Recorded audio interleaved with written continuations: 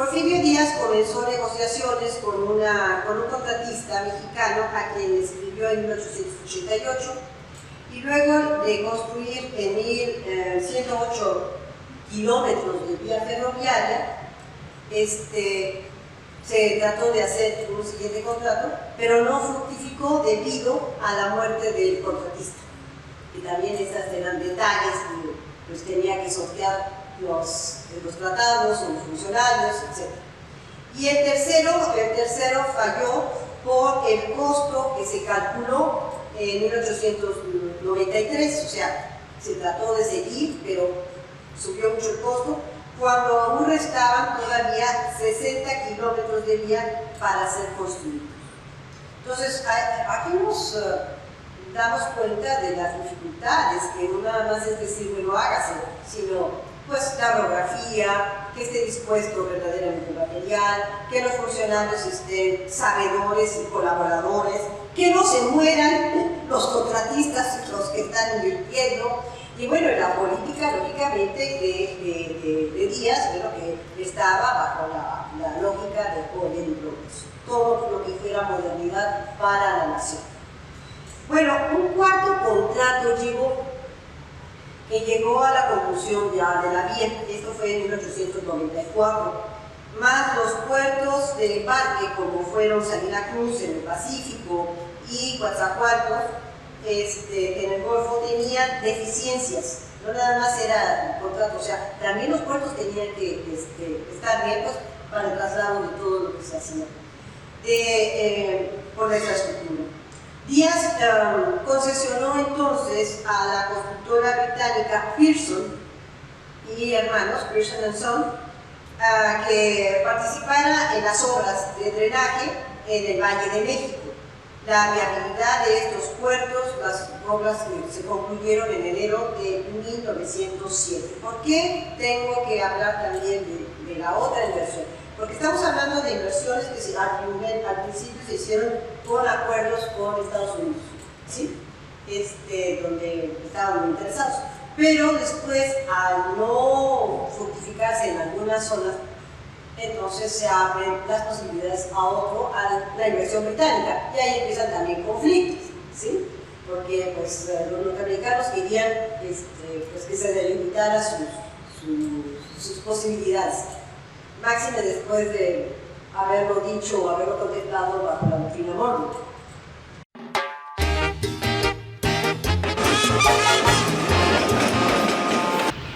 En cuanto a los trabajadores del ferrocarril, es importante decir que desde años iniciales, 1906, 1910, empezaron a constituir gremios especializados. Es muy cierto que al inicio hubo mano de obra extranjera, pero después de 1914 fueron trabajadores chiapanecos o venidos de otras regiones aledañas a Chiapas y constituyeron los gremios tan importantes de trabajadores del tren.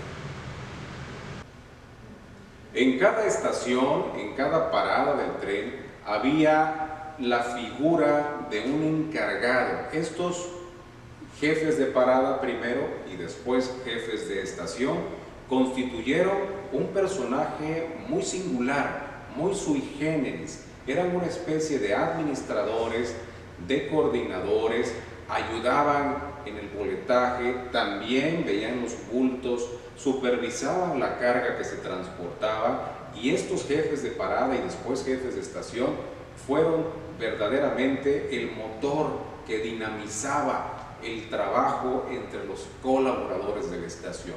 También habían personas que estaban en los talleres, los mecánicos, los fogoneros, los maquinistas y desde luego los trabajadores que vigilaban y coordinaban la subida y la bajada de los pasajeros, estos boleteros que también anunciaban la salida del tren. En ellos, en los trabajadores del ferrocarril, muchos hoy jubilados, hay un sinfín de historias, hay un conocimiento colectivo, natural, laboral, que es importante rescatar.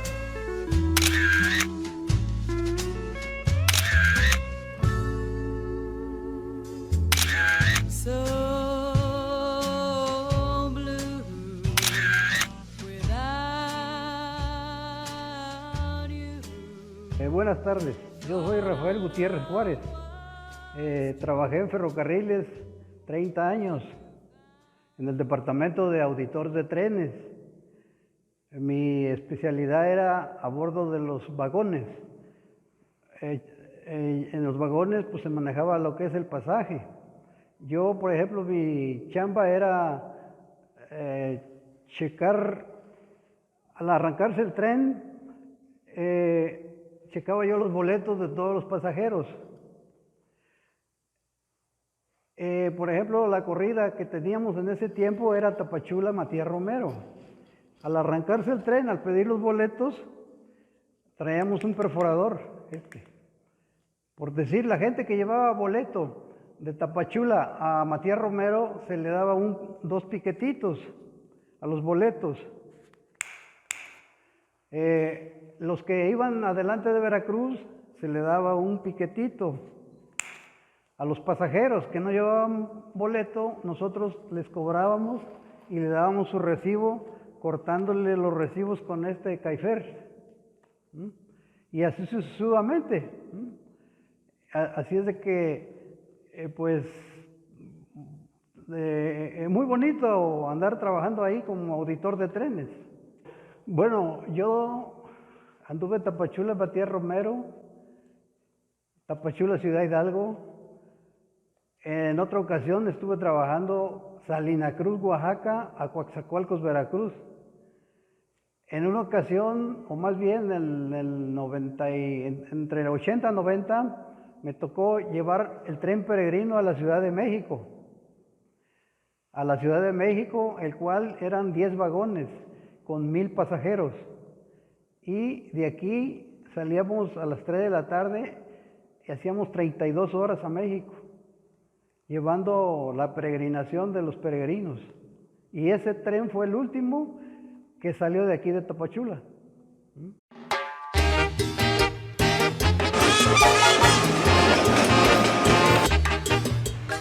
Bueno, lógicamente, ¿qué trajo todo esto? También, pues, mucho más llegada de extranjeros, de inmigrantes, ¿sí?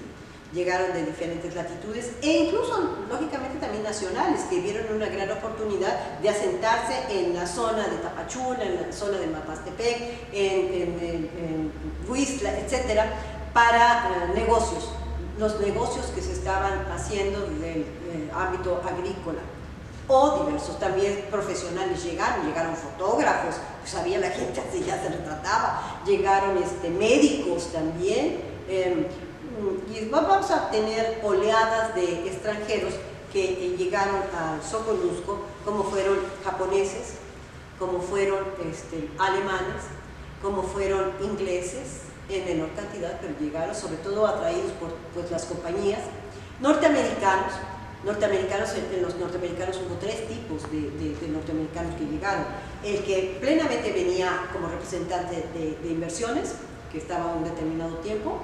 El segundo, que venía como persona que había perdido tierras en Estados Unidos, precisamente cuando hicieron todas las vías férreas en Estados Unidos, que despojaron de territorio a los granjeros y andaban buscando nuevas oportunidades, llegaron aquí a Chiapas, al Soconusco.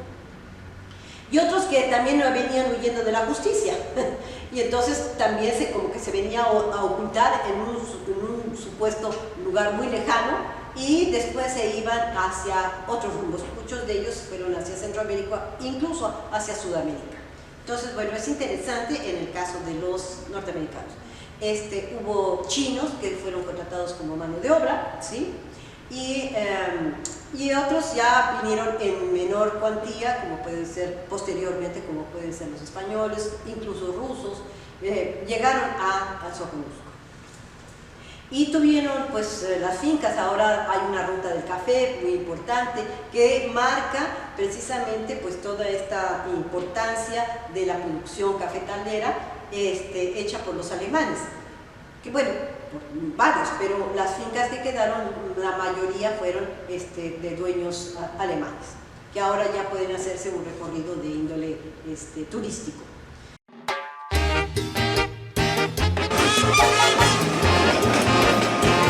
La tecnología ferroviaria que inició en Chiapas con el Panamericano fue de lo mejor.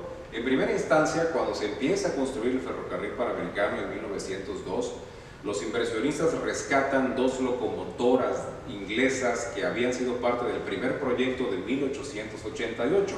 Eran de la mejor tecnología de la línea Orsted & Coppel y Bayer Pickup, de las mejores de Inglaterra, son rescatadas y posteriormente, entre 1902 y 1908, se empiezan a comprar en las líneas de Estados Unidos, sobre todo en Chicago, que habían pertenecido a la Western Pacific, las máquinas Baldwin, sí de segunda mano, pero que habían servido y tenían un funcionamiento excepcional.